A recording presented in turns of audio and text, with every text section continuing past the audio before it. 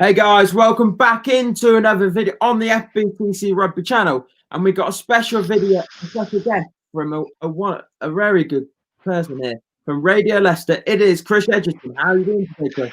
I am very well indeed, Freddie. Last day before lockdown, but keeping spirits up. So yeah, all is good. Thank you very much. Hope all well with you. Yeah, we'll get straight into the video today. We're just going to be chatting all about Tigers and what I think ahead and the team and other things. First thing we're going to talk about, just introducing who you are. I know people might not know because you're not if they're other teams might not know who you are and what you do for Radio Leicester. Well, what I do is I'm the commentator for BBC Radio Leicester on Leicester Tigers games now. I work alongside Bledin Jones, who's done it for many years. One season under my belt, just about. Catching Bledin up slowly. He's got about 19 on me so far. We'll see how that works out. I do a little bit here and there for TalkSport too as well. So yeah, it's a great job. It's actually quite a privileged job because if you think when we made the change 12 months ago at Radio Leicester, somebody mentioned, hang on, you're the first Englishman to do the job of Leicester Tigers commentator, because obviously Van Jones started it in the late 80s, succeeded by Bledin, and there's only 3 people in total who've done it. So it's a great gig, and even in the current circumstances when results aren't brilliant, it's great fun. And yeah, that's what I do. We're going to go on to that in a minute about being behind claws, but it sounds fun, and I'm a big fan of. I've said this before. We've just started. Big fan for what you, Chris, do. Adam. It's all right. I'm sure Adam won't be offended. I know I'm not. Don't worry. Adam Bledin. I think what Bledin does in his. He's a really renowned commentator and brings a different style to his job. Can I just a quick one actually, Freddie, just to say, look, Adam, I think he's obviously a bit younger than me, but he's brought an awful lot to what BBC Leicester do, actually. An awful lot of production that a lot of people don't see, actually. It's not just his presentation, but I just think he's actually really settled in, and I think he's actually picked up an awful lot of respect from Tigers fans from the comments I see. So yeah, really nice guy to work with. Bald as a coot, but he does all right. As a free, you work really well together. Thank you very much indeed. And what can you say about Bledin? That hasn't been said. He's a proper character. Love him to bits. I've spent more time waiting at rugby grounds for him than any other person, because he's so popular, because everybody piles on to say, oh, it's Bledin, come and say hello, and you want to engage in conversation, and he'll talk with everybody. So yeah, he's the most charming man possible, and we just very quickly, we get an awful lot of help from people like George Shooter, Vicky McQueen, and Matt Tate increasingly too. So there's an awful lot of people who put an awful lot of work in, not just on air, but also behind the scenes as well. I know. So enough people don't get mentioned off air for what they do behind the scenes that people don't realise.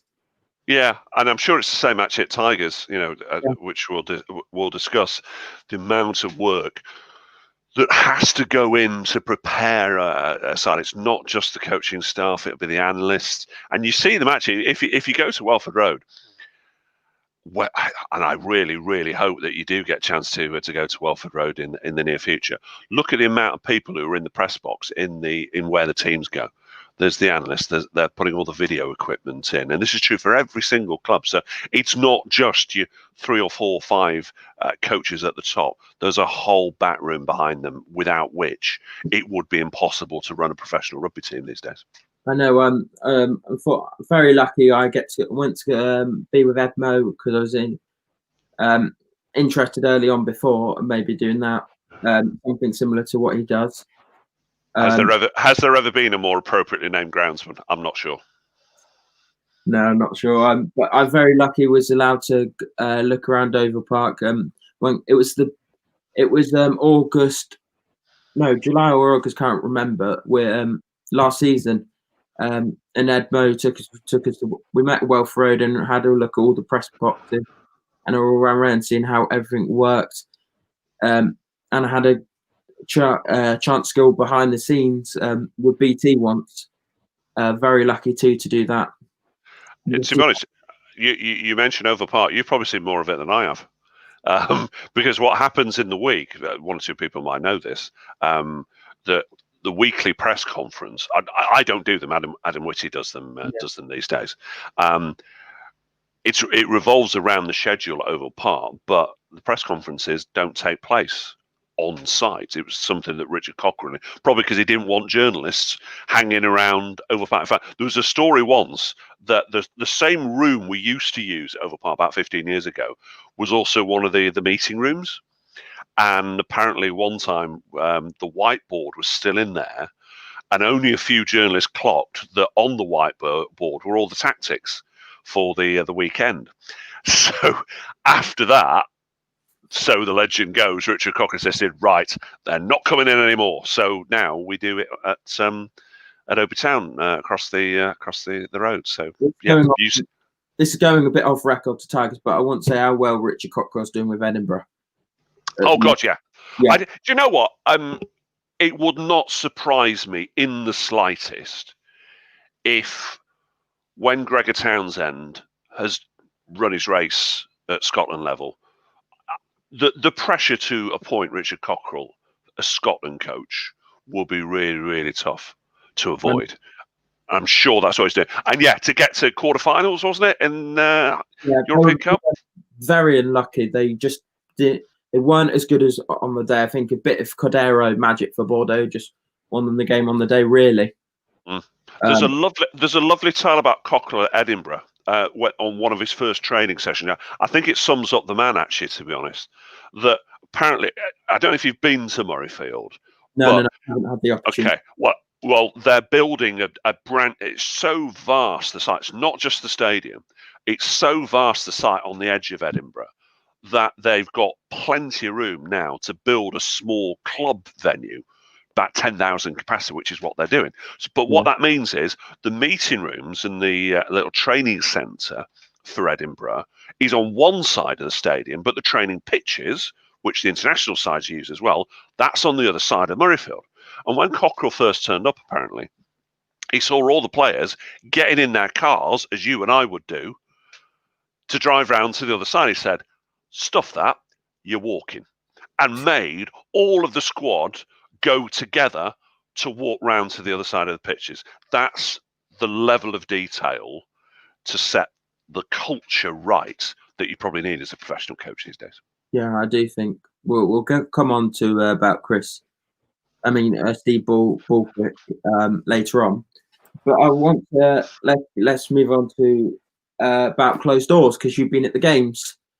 What is actually like? Is it so silent? Can you hear everything there? I know you can hear everything saying, but what's it really like? I know you sit in the Matty. Is it called the Matterley Wood stand? I can't remember. Yeah. And then what's it like? And I know you interview the players after. That's right. So just so that people get a sense of where we are. I mean, unfortunately, I mean, I've got a bit of paper here, but it'll take a bit of time to write a map. Not quite sure that's what the audience is after somehow. But the way it's set up is that you have two disabled bays on either end of the I call it the new member stand, because I work for the BBC, so that the sponsors don't get too much of a mention. So there's two disabled bays which start from each 22 and move out towards the post, if you see parallel with the pitch. We are in the side of the ground radio, that is, next to the hospital. And the written press, so your Sunday Times, Guardian, Telegraph, Leicester Mercury, they go on the left-hand side, on the Mandela Park side. So that's where we are. We're not on halfway, and also we're not quite as close to the pitch as we are in the press box. So it's a challenge, actually, before we even get to being behind closed doors with no fans, because anyone who sits in that stand, anyone who has a season ticket in the stand will know you are quite some way away and it's quite steep. So when you're trying to spot the sock colour of a prop forward stuck in a ruck right on the other side of the ground, it's a challenge without monitors. Yeah, I know that's hard. That's tough. But just to answer your question, Freddie, behind closed doors, it's very, very odd. It takes some getting used to for a couple of games, but each ground is different. Leicester split the players; they keep them in the Crumbie stand. We're the rest of the media, apart from Telly, we're on the other side of the ground. At Exeter, which is probably the clearest difference, everybody's in the same stand. You just have different levels of that stand. We stay towards the back of the stand. The playing staff stay towards the bottom of the stand. And what that means is the support staff and the backup players and the replacements, they generate their own atmosphere. So you don't notice it nearly as much. Gloucester was the weirdest one because there was literally no sound whatsoever. That was I'm sure Bledon and Adam would agree. That was the most challenging one. But Leicester, you still pick it up, but you're just further away. So we use binoculars. Genuinely, that's what we have to do. And the challenge for Bledon, there we go. There they are.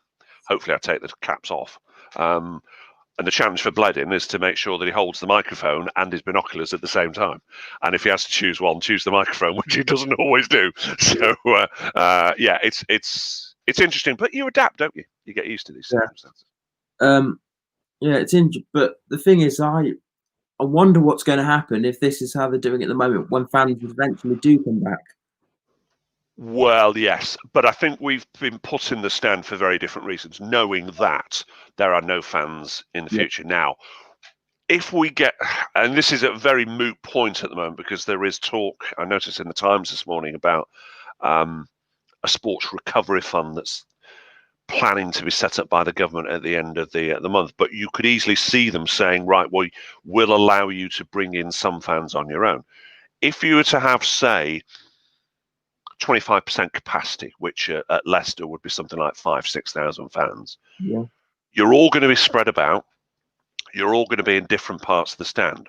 The press box, I presume, will be the first chance. The first opportunity to put the media, but it's really tight, as you'll know, in the Crumbie stand.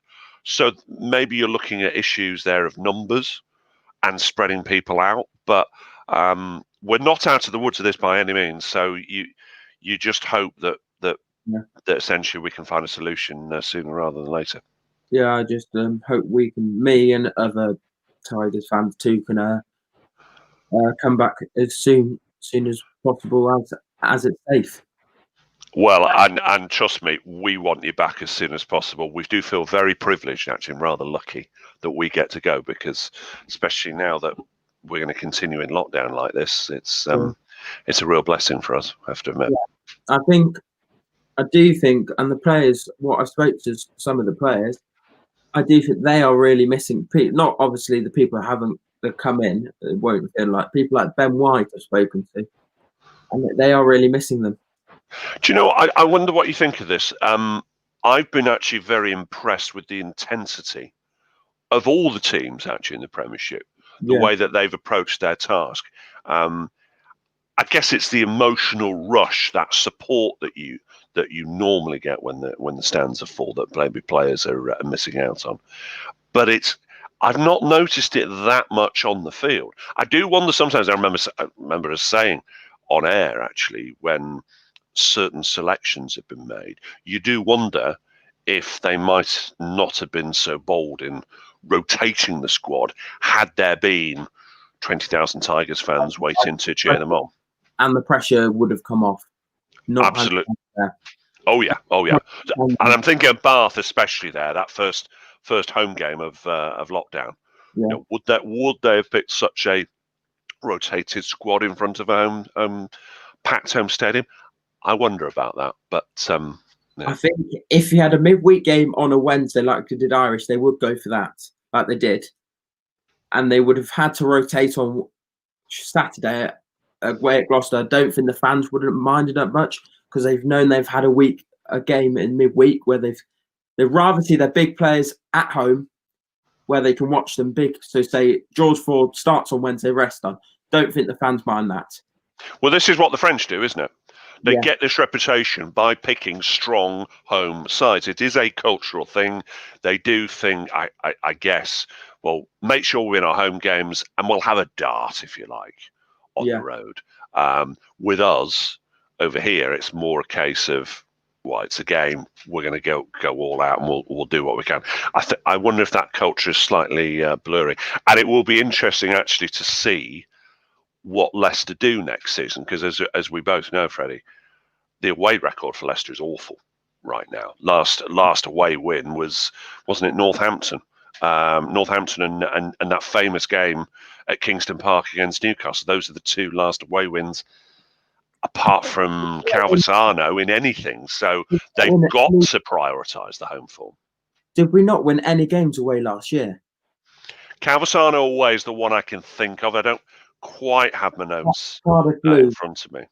Cardiff Blues, yes, in Europe. But certainly in terms of the Premiership, they have not won away since Newcastle, the game they won. And I'm sure you remember that game as much as either of us, that it was, to say the least, nip and tuck, and bar one Guy Thompson turnover at the end, it could easily have gone the other way. So it's been poor. 2 away wins that season, none at all in the Premiership last season, and just those away wins for against Cardiff Blues and Calvisano. Yeah, slim pickings. But we'll go on to this third point now. The talk of Steve and what you think of his.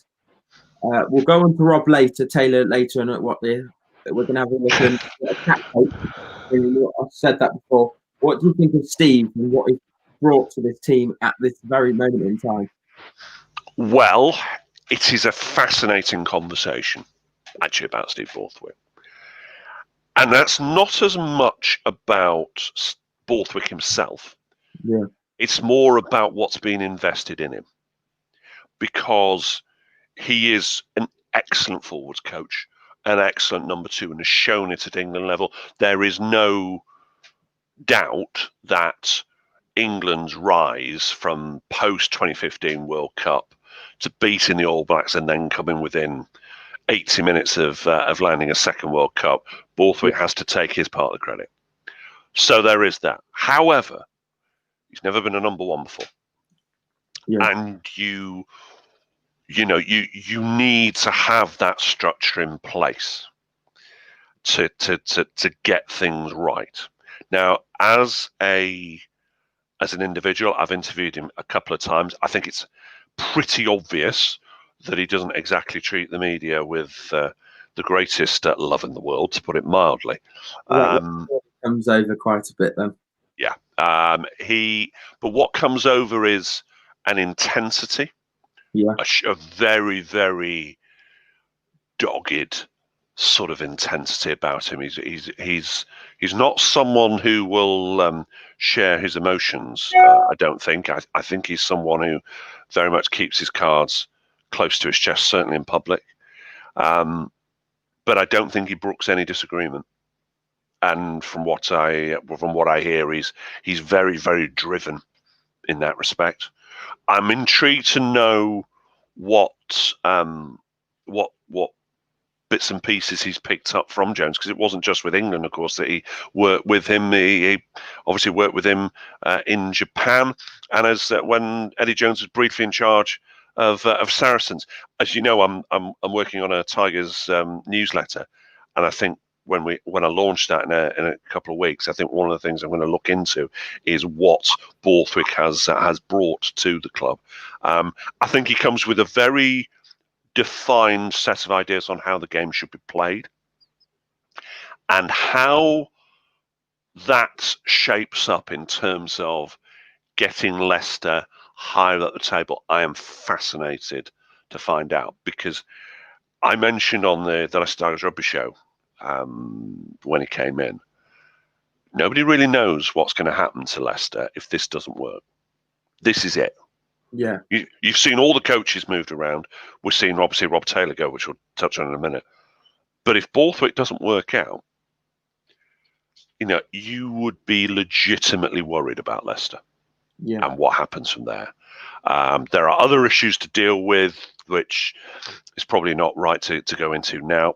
But Borthwick knows he's under pressure and knows he needs to get Leicester higher up the table. So let's see how it goes in 2.5 weeks' time. Yeah, I do think. I don't know if they're Borthwick signings, but the recruitment after when all the players that took a pay cut, that we won't get into it. But I do think some of the players and a guy that I said you, Adam, and you said on the podcast, Freddie Stewart. This lockdown he's made his name in that 15 shirt, and I don't think because when Milivalu played at 15, he missed a couple of tackles. And a couple of them led to one of them led to tries. I know we say that, but I do think he's really impressed me. He has a bit Mike Brown style game, very good at the all areas, but doesn't have anything sparking like a spark. But that's what we needed for quite a few years. There's a guy that can tackle, and he's one thing really right when he took down Naravoro in the right 10 minutes away from the try line. Oh, look! Out of all the talent that's been produced in the academy, Stewart is the lead. With the possible exception of George Martin, he's the leading light. He's the one that people have been talking about.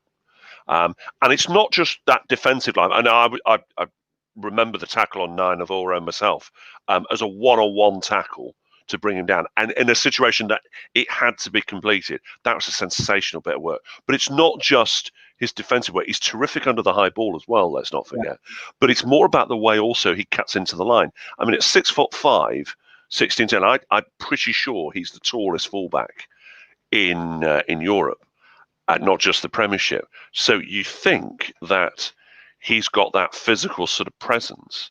And he makes good use of it, and I just think that he's a real talent. Just broadening it out a little bit though, I think it's interesting that not just Stewart he's probably first choice. It's a tight call between him and Murivalu for fullback at the moment. Although Murivalu is away with Fiji now, of course. Look elsewhere. And it's certainly clear that Borthwick has spotted one or two elements in the canon, but there are one or two names that have obviously fallen a bit lower down the pecking order. So let's see how that shapes up in the coming weeks. When the Leicester Tigers, I know we're talking about the squad in a bit, or this will go into do, but Tom Hardwick, since he's come out, he's had an opportunity and got brought off at half time. I think he's putting up the recognition at centre. Well, I think look, you have to go off what you know. You can't guess these things, but there's an element to what we definitely do know, and Matt Scott is unquestionably the inside centre. I don't think anybody's going to pick Tom Hardwick at 13. If they're going to pick him in the centres, it's going to be at 12, and Matt Scott is first choice. Now then you look at backup. To me, Hardwick is there, although he's not had an awful lot of opportunities there either. Let's not forget he's barely played actually. Any sort of rugby since lockdown, and it is very, very noticeable.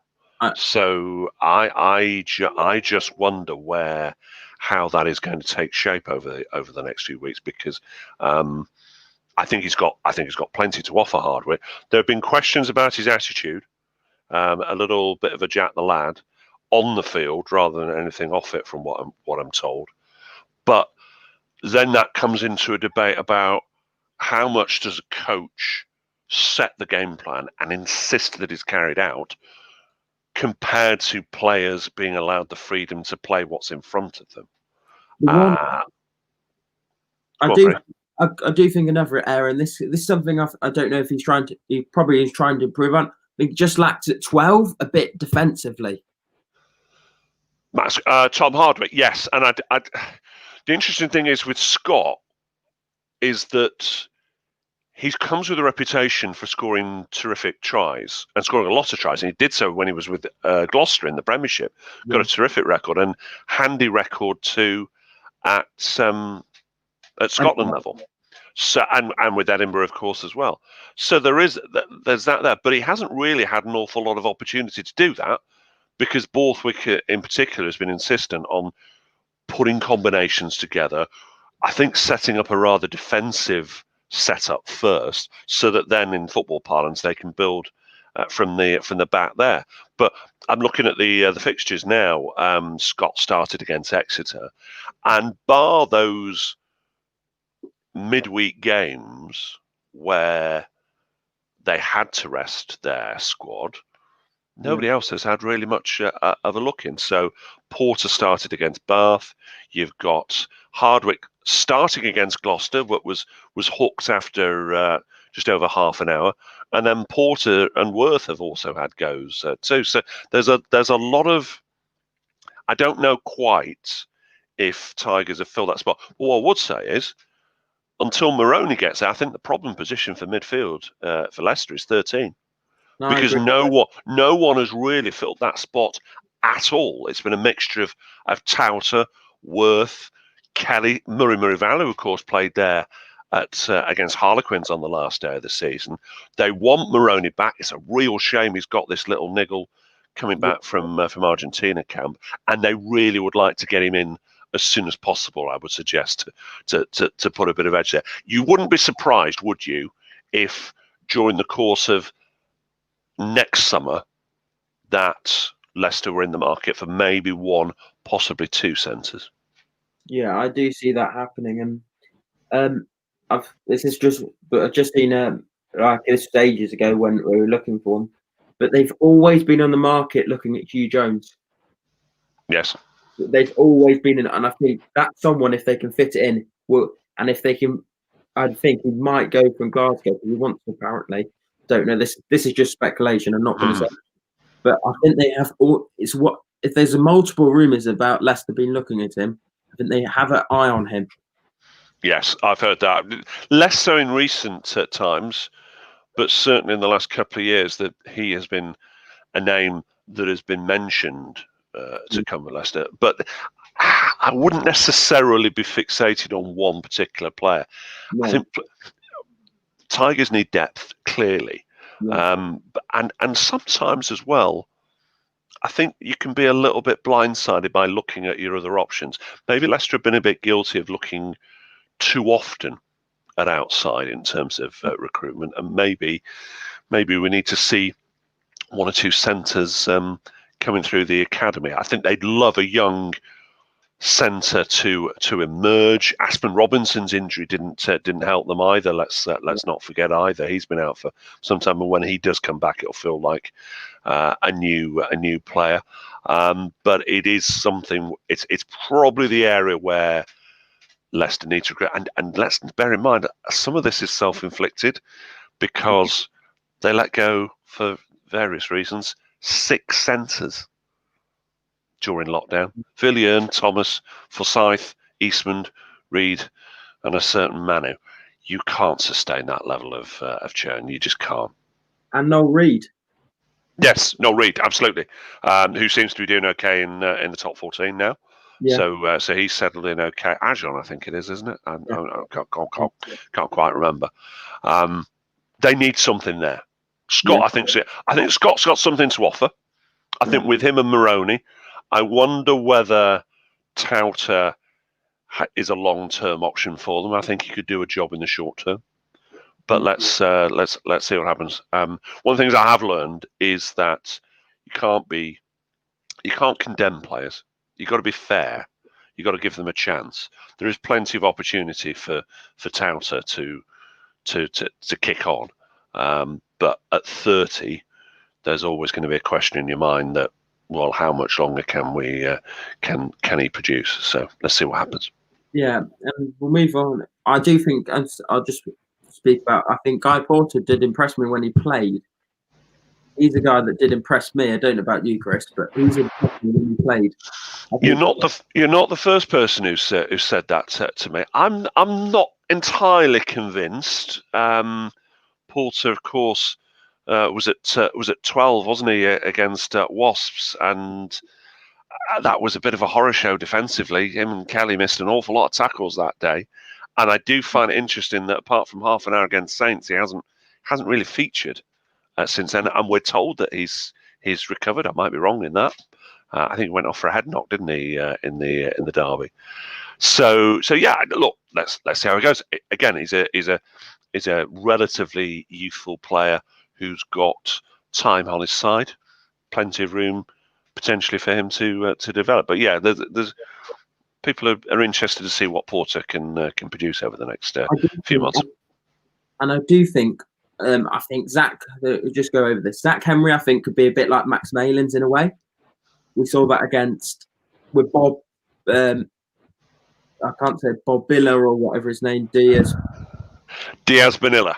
Yeah, coming in at 10 and maybe play Zach Henry, and if you want, because Stewart's played you on the wing before, if they wanted to, and have that, and then Kobis there with Milavala and Nadola away. They could do that in that back three if they wanted to. Yeah, I think with the internationals being away, and it's interesting that Diaz Bonilla has come from Argentina camp. He's actually left the camp to join Leicester. Yeah. You wonder whether he's going to compete with Henry for that fly half position behind Ford. It's interesting. I would have had no problems with Henry playing in Ford's absence. I fully expect Henry to start against Gloucester, injury allowing, of course. Diaz Bonilla, interesting player. More experienced.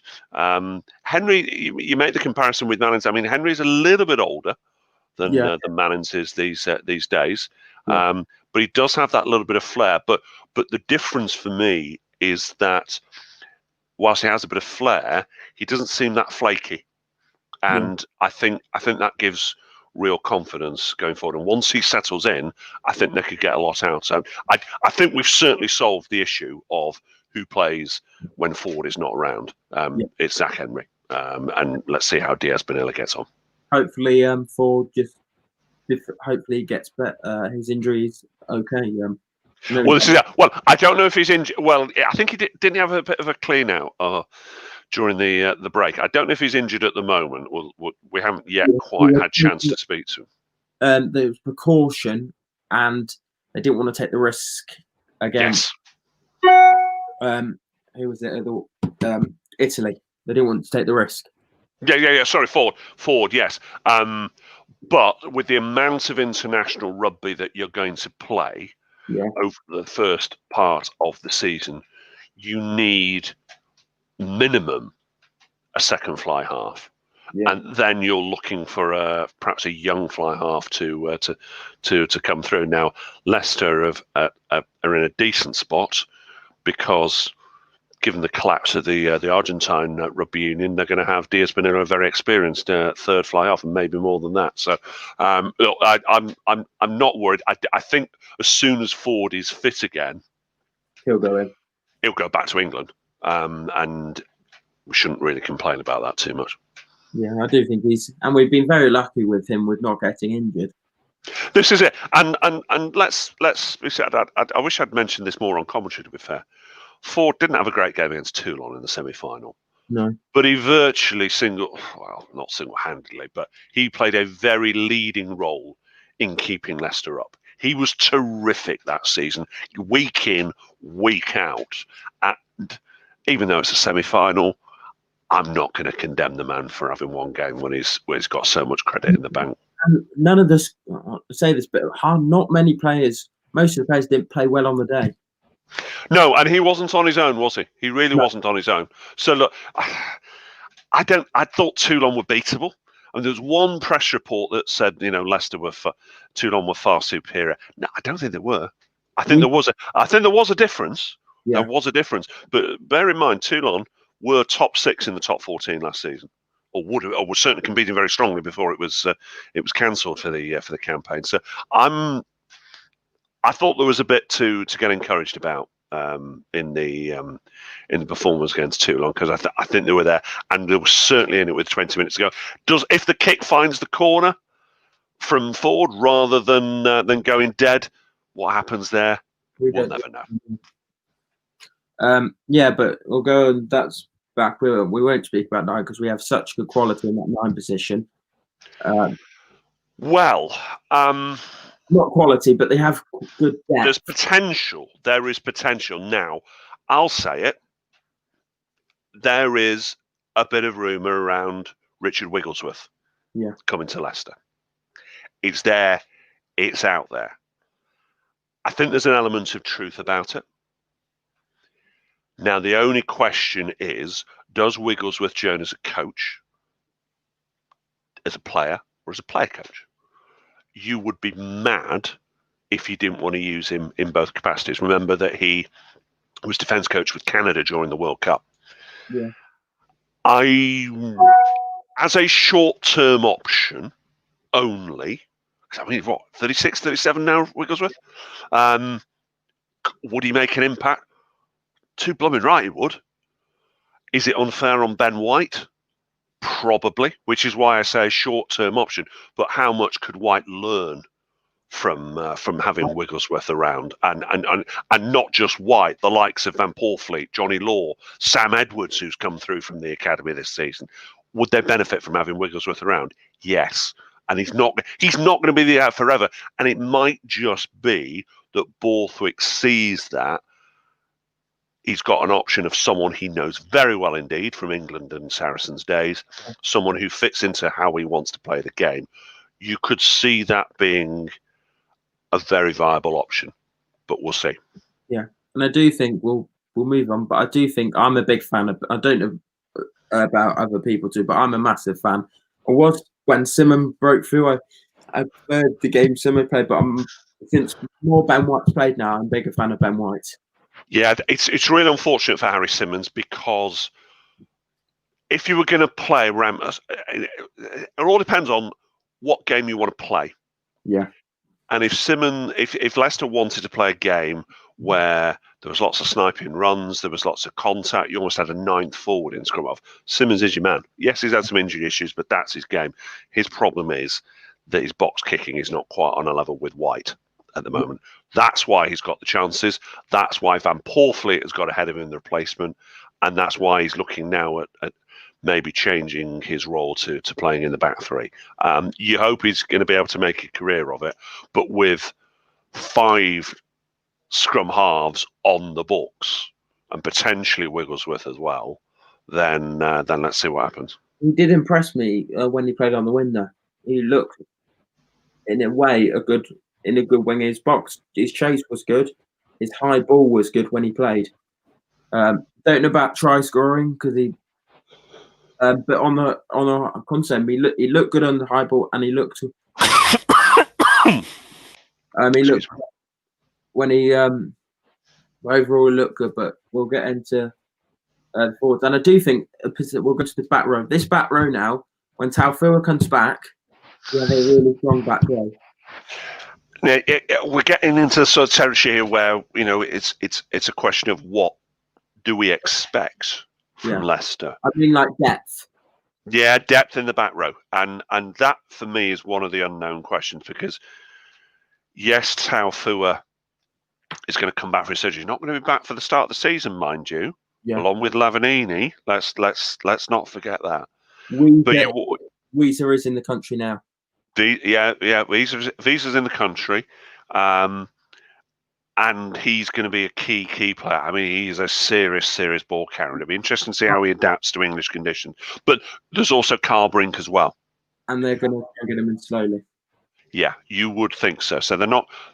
Weezer, though, I think maybe more quickly than Brink, because Weezer's not had a serious injury in the last few weeks. Liebenberg, I think, can do a job at 8. But it would be... You could imagine a back row starting against Gloucester of, say, Liebenberg at 6, Weezer at 8, and Raffel or Wallace at 7, with the likes of Tom Smith, to come off the bench, potentially the other open side. The one back row I think there's depth there. Yeah. But what we don't have, to go back to what Leicester were looking out for, they need all the ball carriers they can get. They're few and far between. You notice it when Taufu is on the field. He brings that dynamism in that stage of the game. They need more players like that. Brink and Visa, from what we're told, bring that element to what Leicester wants. So I'm hopeful, but we've got to get them on the field. It doesn't matter how many highlight reel you see of them, because they can be really good on a highlight reel, but not be any good on the pitch. Totally agree with you, and it can be for other reasons as well. Look, as we've seen, God, I mean, look at what New Zealand did to Australia last week, and you compare that to a less than Super Saturday in the Six Nations. It is chalk and cheese, the North and Southern Hemisphere, in the way that you approach the game. It's very, very different to how it's coached and how it's played now increasingly. So it's not a guarantee that if you bring in some decent signing from particularly Super Rugby, that they're going to work out up north. So we've got to give them time to settle in. And a guy that I know, Tommy Raffel's really impressed me. He's been really good, and it's glad we got his contract extended, because I think Wales would have picked him up next year. They would have got him, picked him up, taken over to Wales, but him signing that new contract in the summer, very good for Leicester. And a guy that really has impressed me and would have been the replacement for Guy Thompson, Luke Wallace. Yeah, he's fitted into that sort of senior open side role very neatly, hasn't he? Just on Raffel, my spies in South Wales say that all four of the Welsh regions would snap Raffel up in a heartbeat if they could. They can't compete with each other for signings under the terms of the WRU deal, and they probably have other fish to fry in terms of the finances right now. But yes, he's ambitious. The talk of him playing for England has gone away a little bit, partly because England have got so many options in the open side department now, and partly because I think Raffel just needs at least one more season of club rugby, I would suggest, of real good quality club rugby, to get him into genuine international contention. But yeah, having Raffel and Wallace, very, very handy. And what I was interested to see against Harlequins was them playing alongside each other. That may be more of an option now that we're not going to have any midweek games coming up in the early part of the season. How we're going to see, because I was a bit like Young and Willis there, similar type of, saw someone say on Twitter, Willis and Young fit 6 and 7, Wallace and Raffel. But I think we're just unlucky not to see Raffel a bit more this back end of the season, because he had that injury. Yes, and you do hope that he's going to, stay fit, because he's such a brave player, isn't it? Which you need as an open side, because you're forced to put your head into places the rest of us would quail at the prospect of. But he's got that sense of devilment about him, and yeah, you really hope he kicks on. Really do.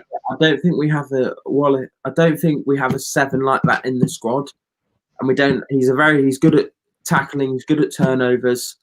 And we don't. Wallace and is really good at turnovers, but we don't have a guy like that can go turnovers in that back row. Well, Wallace and Raffel can do it. Yeah, I'm sure of it. Now, how you incorporate that with the ball carriers, where Leicester do have a problem, where they have a need they need to fill, that's an interesting question. That's a very interesting question. So I'm not sure that you'll see Raffel and Wallace playing alongside each other very often. Certainly not the first part of the season against, say, Gloucester and Exeter. But maybe London Irish, maybe Newcastle away that first month of the season. You never know. But Baltic certainly has options. My back row for Gloucester, we'll go ahead and later in the video, but my back row would be Lienberg, Raffel and Weezer. Yeah, I'd go with that. The bench is also important. But excuse me. But you look at that and think of the bench. Tom Smith, to me, is interesting. I wonder whether you could. I think you could put him in all 3 back row positions. I see more of a 7 some games out of him than a 6 or an 8 to be fair. But Smith and Wallace or Rafael, whoever's not in the starting 15. They would be your back row options, wouldn't they? Yeah. You want a Visa. You want Visa in the starting line, but ideally you'd really like a Brink or a Taufua off the bench. And it's noticeable, isn't it, that Leicester started in lockdown using Taufua in a similar way to the Crusaders. Comes on with half an hour left and raises the energy levels. It's a clear hint, not just of Crusaders, but also how Eddie Jones likes to use his replacements from Borthwick. Interesting to see how that comes off when he comes through his surgery. Yeah, I do think we'll get around back Thomas and the second row. But I do think, and you got similar to play Brink, you could do that with Brink if you wanted to off the bench. Similar to, yeah, they're very. I have a feeling Tafu and Brink are going to be very similar. Yeah, you're right, and there's one or two in the back row that don't strike you as a Borthwick player, and again, it's again just useful to go off what we know and how things have shaken up. Look at the sixes that have played under Borthwick since lockdown. So these are all the players that played at 6. Okay. Exeter, Wells, Bath, Martin, and what a debut had against Bath as well. Liebenberg against Irish, Chesham against Gloucester. All of these second rows all can play in the second row. Wells again against Sale, Chesham against Wasps, Wells, Northampton, Chesham, Bristol, and the only exception to that is Wallace playing 6 against Quins. More than likely as a bit of an experiment. Borthwick likes to go for that line-out option, like that big ball-carrying 6.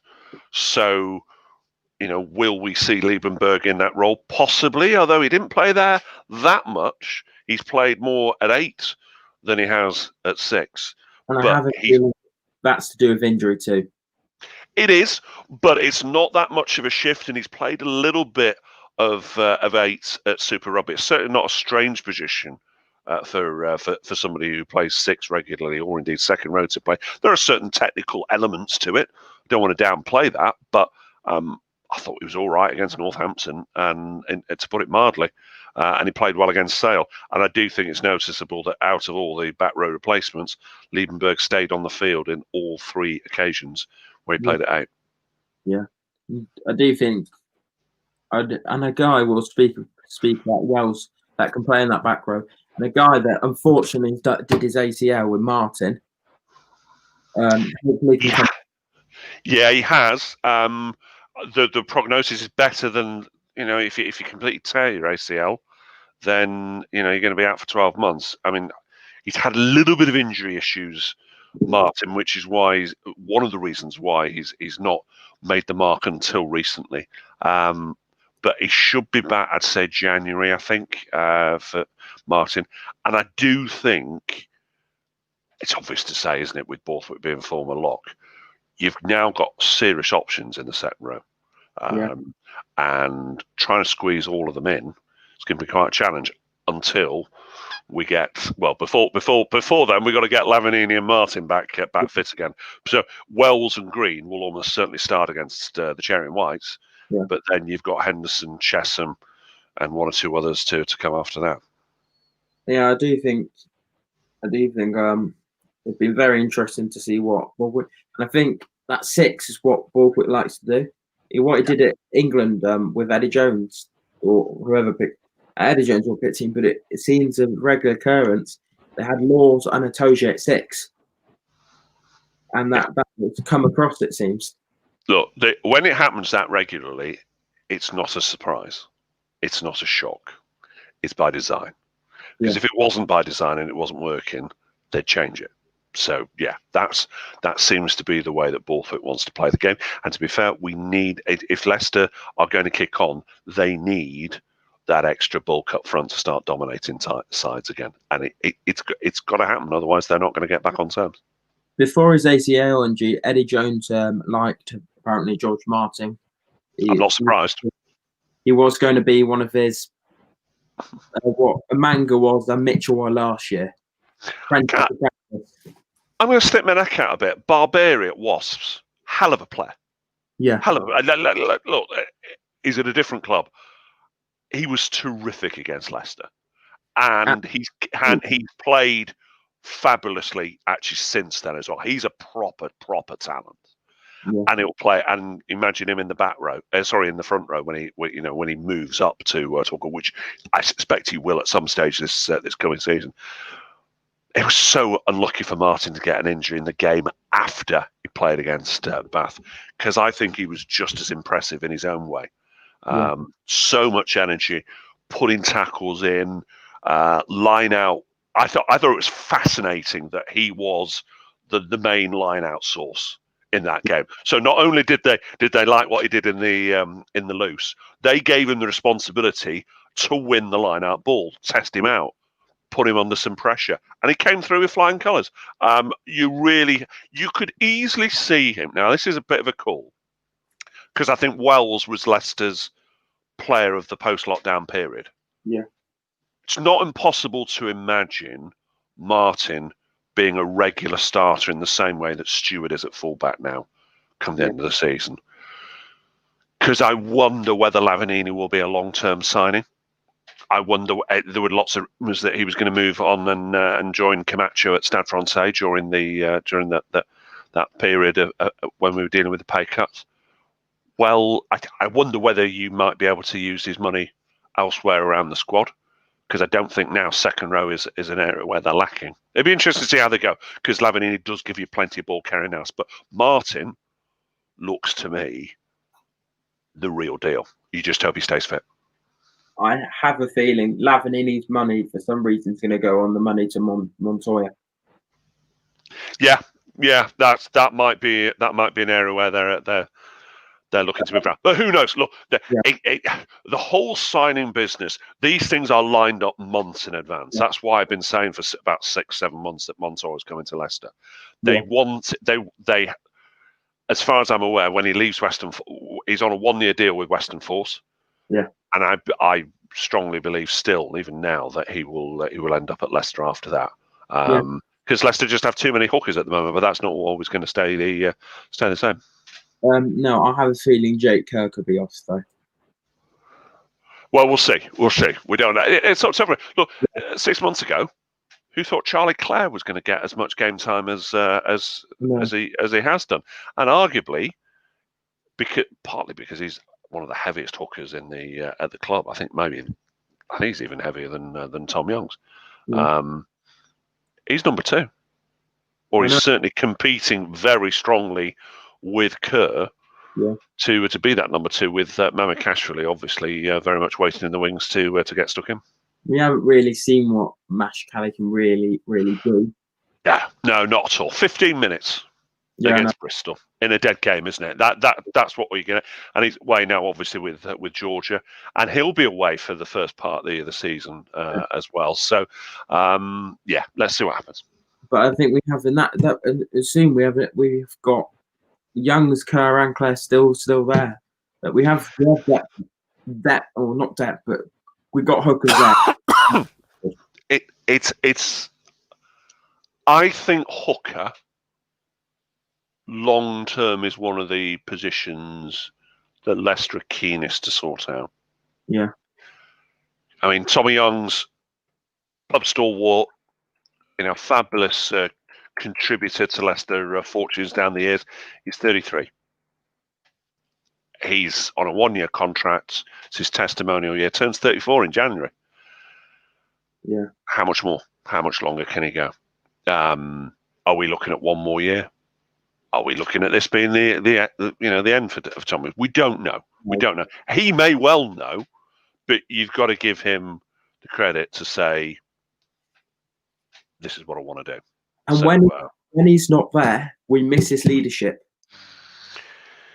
Yes, but having watched teams now, there's plenty of occasions where leaders are needed in other teams. You remember this is a criticism of England in 2015, wasn't it? That it was only Rob Shaw was left rather exposed, and one of the thoughts that why England struggled so much was that there were no other leaders around. I think that was a bit overblown, but I think you can see the point the writers were trying to make. It's up to other players to help Tom Young's provide that leadership. And when you have a rotated squad, a more rotated, I think, than any other Premiership club, it's going to be difficult for those potential leaders to establish themselves in the lineup. So, I wonder what will happen. I wonder what will happen there. I think there's a lot more to come. This is that Tigers had the most changes in their team in the 1920 season out of anyone else. Yeah. So look, that you need a bit of consistency, don't you, going forward? It will help. There's no midweek games, obviously. Although I'm still hearing that the Premiership Cup will be played in midweek after the Six Nations, which I think will actually be quite fun. I think that might actually be the right place to play it. Although I'd prefer it in during the championship itself. You would hope there's not going to be the same level of changes in and out of the squad, and because essentially Borthwick has been getting to know what his squad is like and putting them in stress tests and positions where they have to deliver under real duress. So maybe he knows more about the squad now than people give him credit for. I think you're going to see a lot more players given an opportunity. More players will be given an opportunity in that Premiership Cup game. Still, I don't think you're going to experience players in that at all. Yeah, I agree with that. But first month in the Premiership, well, that might be a different matter. I think we'll finish that off this part, but we'll go on to the next point after this, about the season. But I think the props, with Dan Cole not there, I think that's another good experience, and he's going to be a massive thing in the scrum now with Boris not there for now. Yes. So Dan Cole will be there obviously during the international national period. Now you look at that line, and you can't just look at tight head on its own. Yeah, I know. You need to look at it at loose head as well. Yeah. So Bauer on a 1-year deal. Higuaina, well, they're glad to tie him down, and Genge is obviously going to be away. But Genge, and I think they were a little bit fortunate that Higuaina wasn't called up for Argentina. Yeah, because I think there was a bit of surprise in back in Argentina that he didn't quite make the cup. So you do have options there. Leite Nunga was played in virtually every single game last season, and can obviously play both sides. I'm intrigued by Hayes and his position, because I think this season, especially if he's looking to keep impressing Matt Proudfoot and Eddie Jones at England level, he needs games. Yeah. And we need to see him push on and get his chances to start significant games and not just come on for, say, 10, 15 minutes.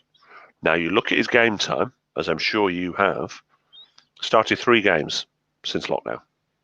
Bath, Bristol right at the end, where he didn't have the greatest game, let's be fair. Jan Thomas did a bit of a number on him. And there was also the game against Gloucester. Cole's had more. Cole is still the first choice. Yeah. Now, will we see Hayes move ahead of Cole? I wonder about that. Can he move ahead of Leite Nunga, who I think will be playing a lot more games on the bench again? I wonder about that too. It's a big season for Joe Hayes. It really is. Yeah, Nif, and I saw this when it came up when it was building up to the Premiership final. Nintalunga has the 5th most turnovers in the Premiership. Yeah. He's very good in the loose as well, ball carrying. I think he's underrated. He's got a bit of presence about it. He's not as slow as you might think, being 20 stone, all told. He's taller, obviously, than your average prop too, so players can get underneath him. Hayes doesn't quite have that issue, although he's not exactly a half pints, is he? At his height, being just 6'2". So I don't know. I think Hayes needs to kick on. 21 now. He's not a fresh-faced youngster. He's had plenty of appearances now, 40 Tigers appearances, just around. Not that many starts. So can he use this opportunity to his benefit? There was interest from Cardiff Blues early on in the year, and he found a contract. Yes, and also he was also asked whether he wanted to join the Welsh squad because of his father. His father played, I think, for Nottingham Forest and was a Swansea boy, and Hayes turned him down flat. So I think he knows where his bread is buttered, but he's got to show it. He's really got to develop, and I'm intrigued to see how he gets on. I would like Dan Cole very good player, but I think Dan Cole is just getting on the back end. I think we need to try and get. He is a better person to come off the bench than Hayes is. Brings more of an impact. Letinunga. Yeah. But Hayes is a better starter. Yes. So will we? I mean, Cole has got so many miles and minutes. On the clock now. I think there was a certain section of opinion in the game that thought he was overplayed a few years ago, particularly when he was starting tight head for England. It's noticeable now that Borthwick is here that that's not happening.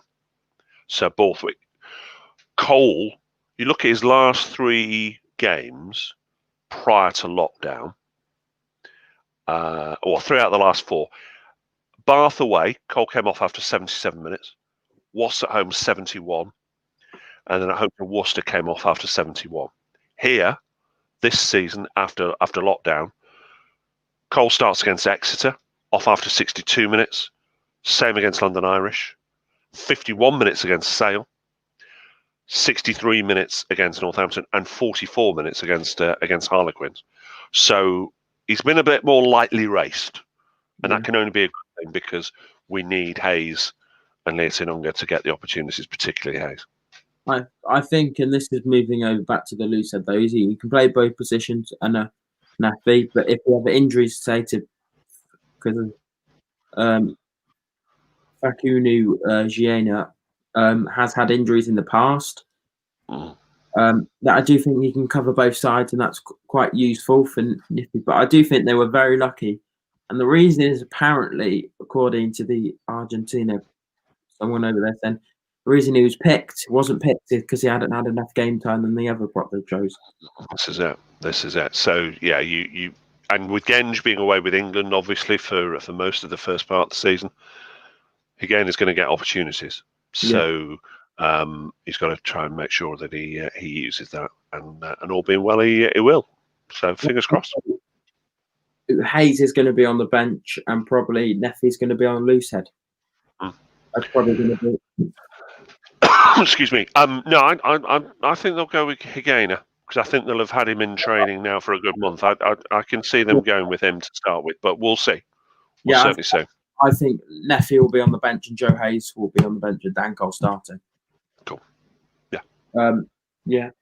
What do you? And this is. What do you think? The season. So the start of the season. What is the fixtures? What do you think is going to go happening in for opening with Gloucester? The opening 3 with Gloucester, London Irish, and Exeter. I think it's a really, really intriguing first few games. There's Northampton coming up in the first 6 weeks, of course, in the Premiership. Yeah. I think it could go one or two ways. When I look back to not last season, but the season before that, when Matt O'Connor was sacked after 1 game, people forget that Leicester actually recovered for the first few weeks immediately after that, and were about 5th or 6th, I seem to remember, in the table come mid to late October.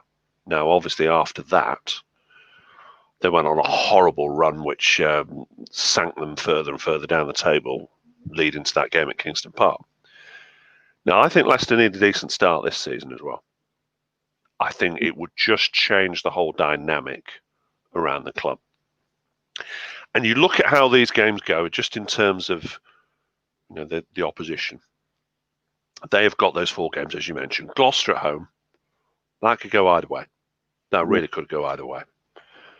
Away at London Irish, we know what Leicester are like on the road. First game for London Irish at their new ground in Brentford. I'm looking forward to seeing it. It's a shame there'll be no fans there. but I'll bet they will be under serious pressure to start winning, especially given how poorly they finished the season. Exeter, the champions, double champions, no easy task, even without their internationals. Yeah. And then it's Newcastle away on Boxing Day. Thanks very much indeed for that, fixture schedulers. Again, we really don't know about Newcastle. It is tough, I know, to get 2 of the 3 likely competitors to stay off 11th and 12th in the table, to get them early on. I would have loved to have had them a little bit later in the campaign, especially Newcastle, who have made some very intriguing signings. Burrell, I notice, who's come back from rugby league. and Orlando. With Flood at 10. That's a useful midfield when they're all there. Yeah. So my point is, Leicester could have a fantastic start to the season. Yeah. 3 out of 4 games, 3 wins out of 4, and suddenly the whole situation around Leicester has changed. It's, oh my God, Borthwick's been fantastic. However, you lose to Exeter, which, they'll be favourites, obviously. Yeah. Gloucester could go either way. If they don't get anything from their 2 away games, that's a tough old start. And then the pressure starts to be applied. So let's see what happens there. It could go either way. It depends on whether Leicester, I think, have been working on things behind closed doors during lockdown for use next season. Nobody will really know about that. But I don't know about you, Freddie, but there's a nervousness around Leicester at the moment in the fan base. We don't know whether ring fencing will get brought in. You have to assume that it won't. So for now, unless that changes. So it's going to be a nervous start to the season. And as I say, I think they need to start well, and let's see if they can pull it off. I do think that there are, if they can, and I think massive thing having, it was a chance to win start of last season, and the internationals were away. There was a chance to win that opening game against Worcester. Yeah. That's it. And they didn't, and Worcester are a very good side. They started really well and then backed off at the end of the season. Yeah, look, there are no poor sides. No. There are no poor sides in the Premiership. Worcester are handy. I don't think they're what they were 2 years ago, by the way, given the number of players that have left, especially in the backs. But they're no mugs, and that will be challenging when Leicester get to play them. And they had their opportunities that first game. I do remember. I think Hardwick missed a couple of kicks, and then they couldn't quite impose themselves in the second half as much as they would have wanted to. No, it's going to be challenging. And before I leave you, because unfortunately I've got to get on a work call very shortly, and that start seems really important, given especially what's happened with the coaches over the summer and all of the speculation about off the field stuff. It will be nice to see Leicester showing what they can do on the field, which hasn't happened an awful lot over the last couple of seasons. Yeah. Thanks to her, guys. I'll see you later.